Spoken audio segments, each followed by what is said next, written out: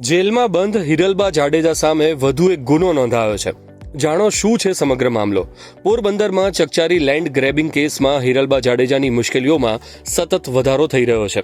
કુતિયાણાના પૂર્વ ધારાસભ્ય સ્વર્ગસ્થ ભૂરા મુંજાના વિદેશમાં સ્થાયી થયેલા પત્ની ચૌલાદેવી ભૂરા કડછા દ્વારા કરવામાં આવેલી ફરિયાદના આધારે હિરલબા જાડેજા વિરુદ્ધ લેન્ડ ગ્રેબિંગનો ગુનો દાખલ કરવામાં આવ્યો છે. પ્રાપ્ત વિગતો અનુસાર લેન્ડ ગ્રેબિંગ કમિટીએ આ મામલે ગંભીર નોંધ લઈ ફરિયાદ નોંધાવવાનો આદેશ આપ્યો હતો.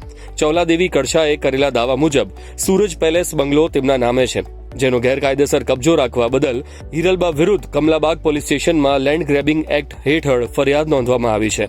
આ કાર્યવાહી બાદ હવે કાયદેસર રીતે બંગલાનો કબજો મેળવવાની પ્રક્રિયા શરૂ થવાની શક્યતા છે. નોંધનીય છે કે હિરલબા જાડેજા છેલ્લા 13 મહિનાથી વધુ સમયથી વિવિધ ગુનાઓના કેસમાં જૂનાગઢ જેલમાં કેદ છે.